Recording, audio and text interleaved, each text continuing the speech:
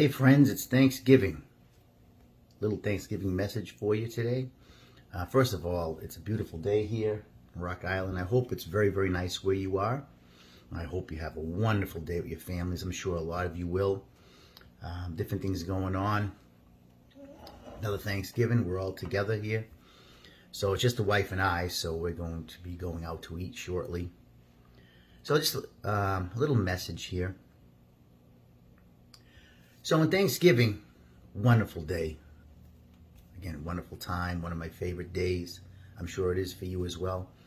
A couple things come to mind. I heard a couple talkers talking about a little commentary about it. I guess this is the number one holiday where there's heart attacks and stuff like that. I guess it rises on today, and I guess the reason is because of the incredible intake of calories that a lot of people indulge in today, as I'm sure we can understand that. Well, good or bad, that's what happens a lot. And just a side note on my commentary, I want to keep that in mind. Also, today, as we thank for our families and the food and stuff like that, one thing is very important, because this is the Christmas season. My opinion, it started some early November. Some people think it starts today, whatever. But we're in the Christmas season. Christmas is going to be there before you know it. One of the most important things we can do as we enjoy our families and the fruits of our labor and stuff like that, and get together and people give gifts and food and all that stuff, is to remember the most important thing we can do. And this actually comes right from the Bible. The most important virtue we can have is charity. Okay. Now, charity, when we think of charity, we think, of course, and it's very important on Thanksgiving, in a day where we traditionally indulge. And I'm not saying that's bad. I mean, you earned the ability to be with your family. I'm not saying anything wrong about that. But we traditionally indulge on Thanksgiving a lot. We eat more than normal. Get together and have food sometimes during the day, at night, desserts, things like that. Important to understand charity and keep it in mind, not just for today and for this season, but something that we can do for good. When we think of charity, we think, of course, of giving things, like food and money and charitable gifts and stuff like that. And that's a part of charity. But it's not the only part of charity. Charity is much more than that. Because a lot of times today, there's a lot of middle-aged family, middle income, not some middle-aged, middle-income families. And the way prices are today, it's very difficult for a lot of families to actually give money or physical things, because they're struggling just to make sure their families are taken care of. But there's other ways of charity. Other just as important, probably even more important ways of charity. Okay? And that's being an influence. That's caring for people. That's reaching out to people that don't have a lot of people to reach out. Okay? That's attempting to be a beacon of hope. Okay? Mentoring people. This is ways of charity. Okay? Keeping others in mind other than just yourself. That's charity. And a lot of times in today's society, a successful person in today's society, in today's secular society, is a person who excels materialistically. Okay? The person who is successful at the job, successful at their career, keeps up with the Joneses, with everything that's going on, keeps up with the trends. Okay? That's if you're better than one who does very well for him or herself. That's what is so important in today's society, to make sure that you are your self-actualization, right? Always take care of number one. You hear that a lot. Make sure you always care about number one, meaning yourself. Okay. And although there's some truth to that in the business, like a person in the military, if it's come close to retirement, which I'm not that far away, you have to think about yourself, because at the end of the day, nobody else will. I understand that. But in the concept of life, that's not what you should be doing.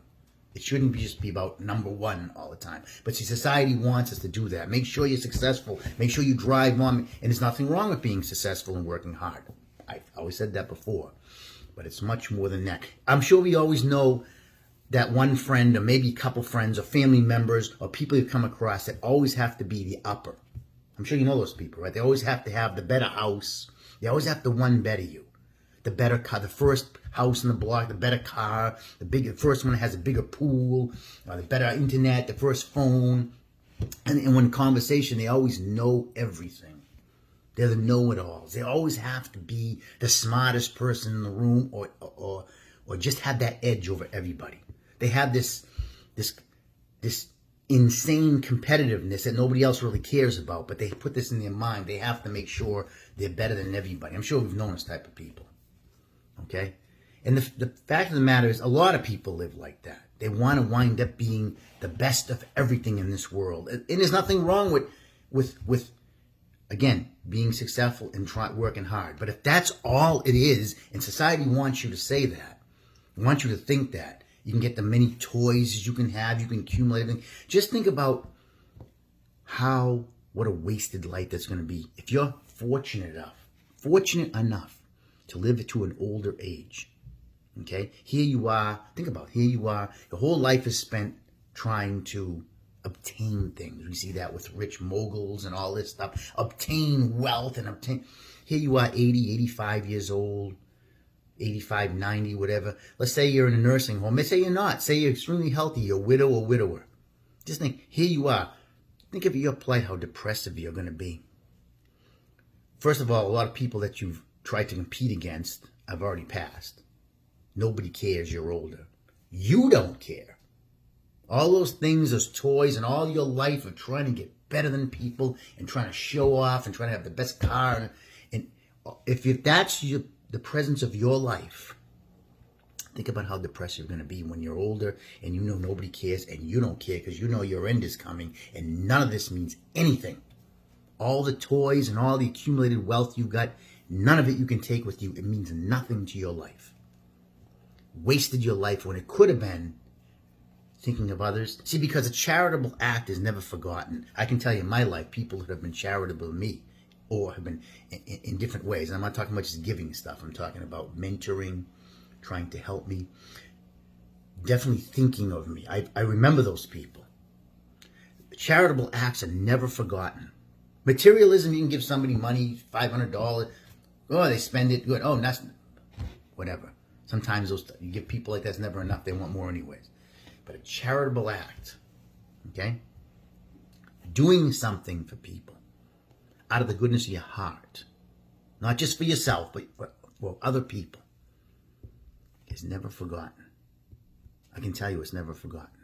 That's what you'll be remembered at. And if you spent a lifetime not only doing things for yourself, but doing things for others and thinking of others as much as you can, when you live to 85, 90, if you live that long, you're going to feel a great sense of satisfaction because that's something you can take for the rest of your life, not materialism. People who are constantly trying to better themselves, better than their friends, make sure they have more than their sisters or their brothers or whatever. People who are constantly trying to be the better person, at some point, they're going to hit a wall of depression. Because at some point, it's going to come crumbling down. You're going to crash. Okay? At some point, you're never going to have enough. Some people can't obtain this. See, some people can. They have wealth and this. And they want to make sure they always have the better house. Somebody buys a house, they got to buy a better one. Somebody else, they got to do whatever somebody does. They have to do better than their family member or their friends or whatever. At some point, you're not going to be able to do better. Somebody's going to always have more than you. And you're going to hit a depression because that's not what life's about. But that's what society tells you a lot of times. Make sure you have the best. Number one, think of number one. But no, charity. Think of what life is about. Okay? Success, hard work. Oh, absolutely. There's nothing. That hard work and rewarding yourself a little with success, nothing wrong with that. But that is only one part of life and is not the most important part of life. Charity and caring of others around you. Making sure they're any way you can. It can be a charitable gift. It can be donations. It can be food bank. It can be anything. It can also be your knowledge, imparting your morality, trying to help people through difficult times, being there as a friend. Sometimes can be the best act of charity. Picking up that phone, you know you don't want to, and you know you don't want to hear what they have to say because it's probably depressing, but you're going to do it anyways because you know that's going to help them get through their time. That is something people won't forget. That's not thinking about yourself, think about somebody else. So on a day, Thanksgiving, okay, we give thanks for all things. A lot of times we think of food because that's the synonymous with Thanksgiving, right? Food, big feast. But there's so much more. So a day where we traditionally indulge, that's fine. Remember, use some of that energy, that success, that indulgence, use it for others as well. Don't just do what the world says about, oh, you know, I'm successful, I have all this food, I have all this wonderful stuff, these toys, all these things I can. Make sure there's others. Think of the future all the time at this holiday season. Think of the future. Think of how great you can make others' lives are. Even touch them a little bit the holiday season, and don't stop there. All right, it doesn't always take money. It doesn't always take a lot of time. It takes a little bit of caring, and that's what life's about. And that's what we should be thankful for around Thanksgiving, is all what God has given us, all the friends and the families, and a lot of us you are, of course. And this is something that we're blessed with. Not the house, the car, that's fine, but that's going to go away. But the family and the friends, all right, that's in our hearts forever. Always remember that. So it's Rick here on Thanksgiving, and I hope you have a great one, including the weekend, and God bless.